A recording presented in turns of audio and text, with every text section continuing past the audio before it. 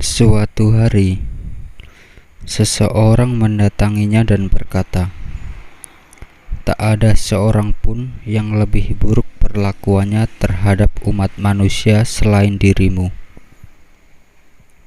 "Mengapa?" tanya Ibnu Umar.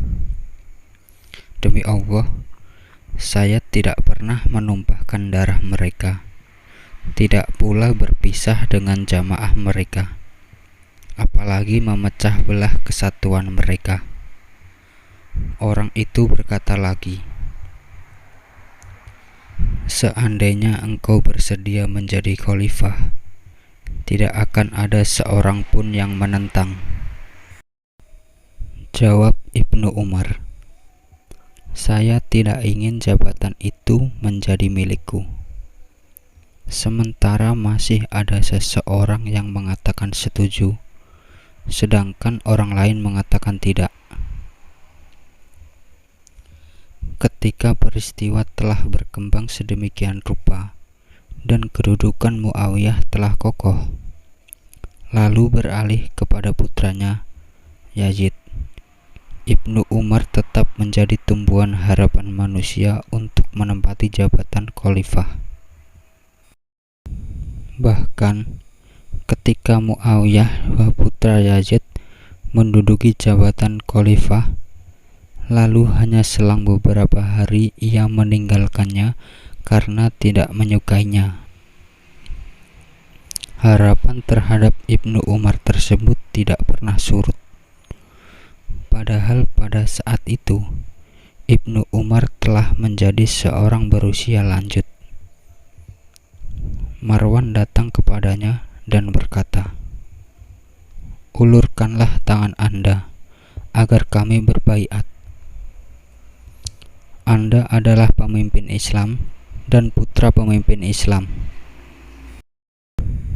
Ibnu Umar menjawab, "Apa yang akan kita lakukan terhadap orang-orang dari wilayah timur, Masyrik? Kita gempur mereka sampai mau berbaiat," jawab Marwan. "Demi Allah, saya tidak sudi dalam umur saya yang sudah 70 tahun ini ada seorang manusia yang terbunuh karena saya." Marwan akhirnya pergi sambil menyenandungkan syair, "Aku melihat api fitnah berkobar hingga puncaknya sepeninggal Abu Laila. Kerajaan akan berada di tangan yang kuat lagi perkasa. Penolakan untuk menggunakan kekerasan dan senjata inilah yang menyebabkan Ibnu Umar tidak ingin ikut campur dan bersikap netral dalam kekalutan bersenjata yang terjadi di antara pengikut Ali dan pendukung Muawiyah." Dia mengambil kalimat-kalimat berikut sebagai semboyan dan prinsipnya. "Siapa yang berkata, 'Marilah sholat,' akan aku penuhi. Dan siapa yang berkata, 'Marilah menuju kebahagiaan,' akan aku turuti pula. Tetapi siapa yang mengatakan, 'Marilah membunuh saudaramu seagama dan merampas hartanya,' maka aku akan katakan tidak." Meski Ibnu Umar yang sudah mengambil sikap menjauh dari urusan kekhalifahan itu dan menunjukkan ketidakberpihakan, ancaman kebatilan tetap saja tidak luput darinya. Telah lama sekali Muawiyah yang ketika itu berada di puncak kejayaannya melakukan tindakan-tindakan yang menyakitkan dan membingungkannya. Bahkan Muawiyah mengancam akan membunuhnya. Padahal Ibnu Umar selalu bersemboyan, "Seandainya antara diriku dan seseorang ada hubungan, walau hanya sebesar rambut, itu tidak akan putus." Suatu hari, Al-Hajjaj tampil berpidato. Ibnu Zubair telah menyampaikan kitabullah. Ibnu Umar berteriak menentangnya. Bohong, kamu dusta. Al-Hajjaj yang selama ini ditakuti oleh siapapun juga merasa terpukul mendapat serangan tiba-tiba. Tetapi kemudian dia melanjutkan pembicaraan dengan mengancamnya akan memberi balasan yang seburuk-buruknya. Ibnu Umar mengacungkan tangannya ke muka Al-Hajjaj, dan di hadapan orang-orang yang semuanya merasa takjub, ia menjawab, "Jika ancamanmu itu kamu laksanakan, sungguh itu tidak aneh, karena engkau adalah seorang diktator yang biadab." Tetapi meski sekeras dan sebesar apapun keberanian Ibnu Umar, sampai akhir hayat ia selalu ingin agar tidak terlibat dalam fitnah bersenjata itu dan menolak untuk berpihak kepada salah satu golongan.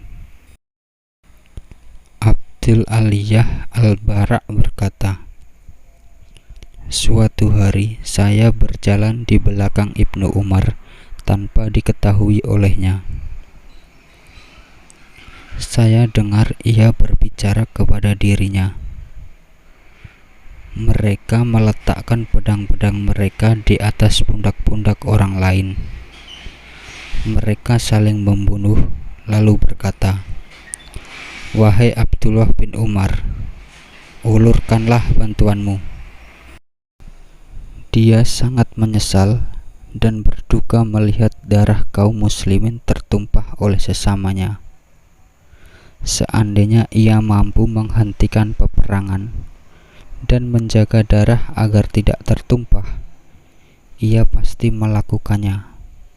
Tetapi peristiwa yang terjadi di luar kemampuannya, sehingga ia lebih memilih untuk menjauhinya. Hati kecilnya sejatinya berpihak kepada Ali. Bahkan tampak bahwa Ibnu Umar yakin Ali berada di pihak yang benar.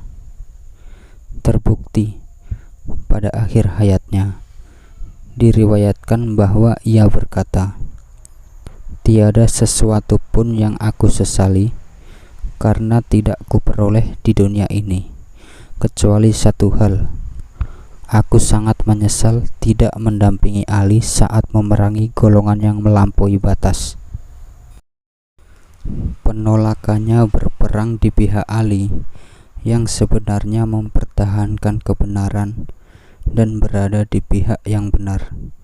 Dilakukannya bukan dengan maksud hendak lari atau menyelamatkan diri, melainkan karena tidak setuju dengan semua perselisihan dan fitnah itu, serta menghindari peperangan yang terjadi bukan antara muslim dan musyrik, melainkan antara sesama muslim yang saling menerkam saudaranya. Hal itu dijelaskannya dengan gamblang ketika Nafi' bertanya kepadanya, 'Wahai Abu Abdirrahman, Anda adalah putra Umar dan sahabat Rasulullah SAW. Anda lebih tahu dalam hal ini. Tetapi apa yang menghalangi Anda untuk bertindak, maksudnya membela Ali?' Ibnu Umar menjawabnya dengan ungkapan, 'Alasannya, karena Allah Ta'ala telah mengharamkan atasku menumpahkan darah muslim. Allah berfirman, dan perangilah mereka itu sampai tidak ada lagi fitnah, dan agama hanya bagi Allah semata.' Al-Baqarah ayat 193. Kita telah melakukan itu dan memerangi orang-orang musyrik, hingga agama hanya untuk Allah semata. Tetapi sekarang apa tujuan kita berperang? Aku telah mulai berperang sejak berhala-berhala masih memenuhi Al-Masjid Al-Haram dari pintu sampai ke sudut-sudutnya. hingga akhirnya semua itu dibasmi Allah dari tanah Arab. Sekarang, apakah aku akan memerangi orang yang mengucapkan La ilaha illallah